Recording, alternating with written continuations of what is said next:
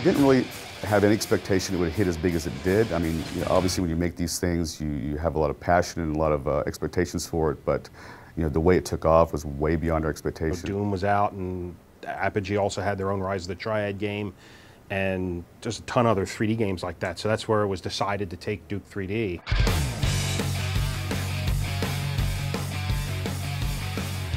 Duke Nukem came out right when the industry was transitioning from the sprite-based games, and that would be where everything is actually, even the bad guys, the animated bad guys, were just a flat piece of art.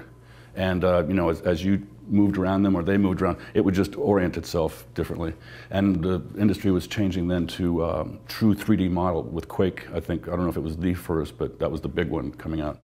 It was decided once we went 3D, you can explode the world a lot larger than it used to be. So the personality and the character and the attitude came through, but even a lot of that wasn't until the end of the game, because as we said earlier, I did the voice of Duke Nukem, I mean just 2 words in Duke Nukem 2. And Duke Nukem was mute through the bulk of the development of Duke 3D. He didn't talk until right at the end when it was decided that, hey, you know, most of these characters don't ever say anything, why don't we do one with a voice? I was approached by a casting director in San Diego, where I live, who was in touch with George Broussard. And George wanted a character voice for Duke that would really bring out the anger and the comedy of this character.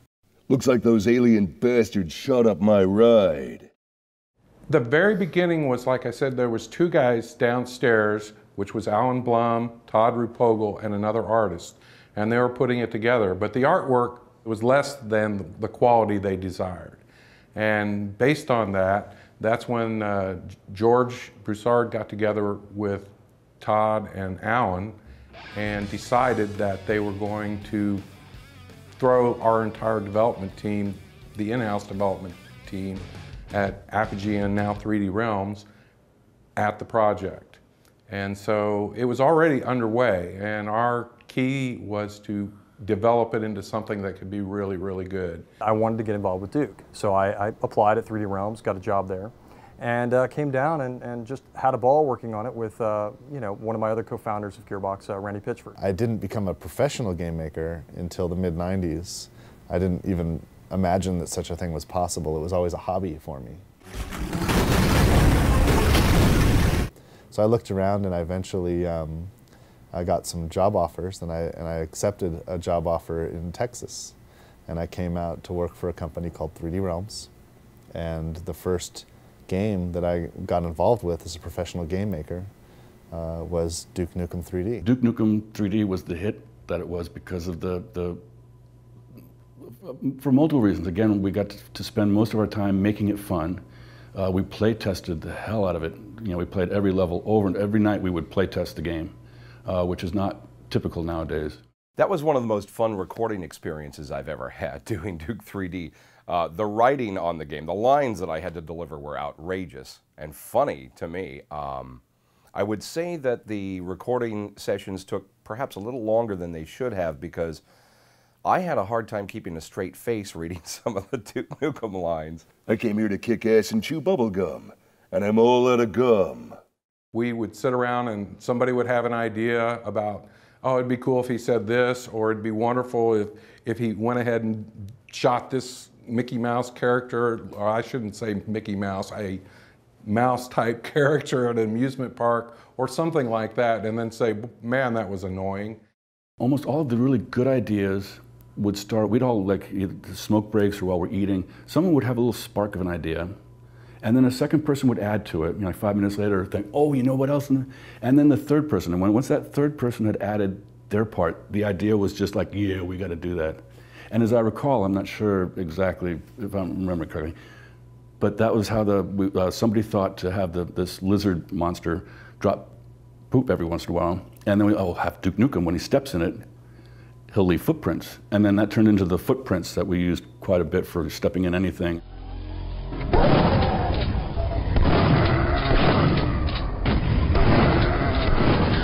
There was a little bit of the Duke personality in Duke 2, because in Duke 1 and 2, yes, there were characters. There was Duke Nukem and Dr. Proton and things of that nature. But the character, the essence of what made the character what it is now, wasn't so much, it wasn't almost wasn't there at all in the first one, and there was just tidbits of it in the second game.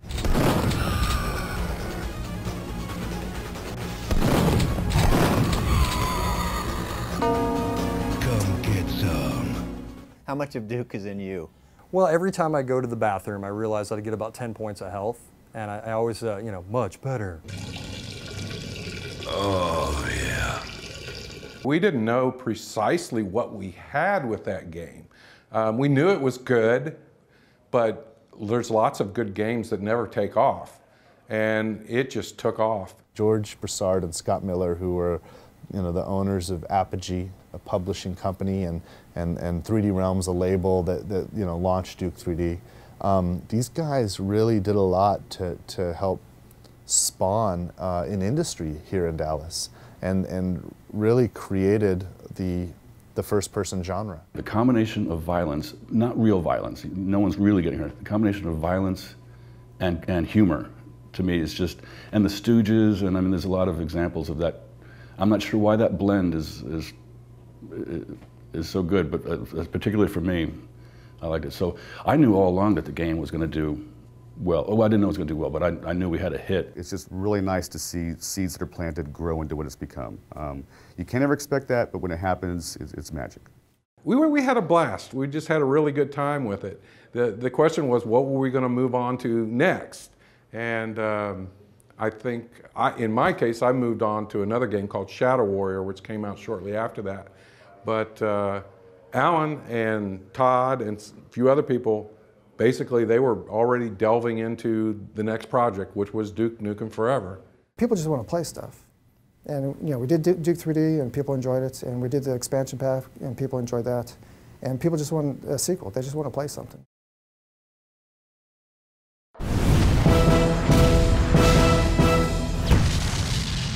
Come get some.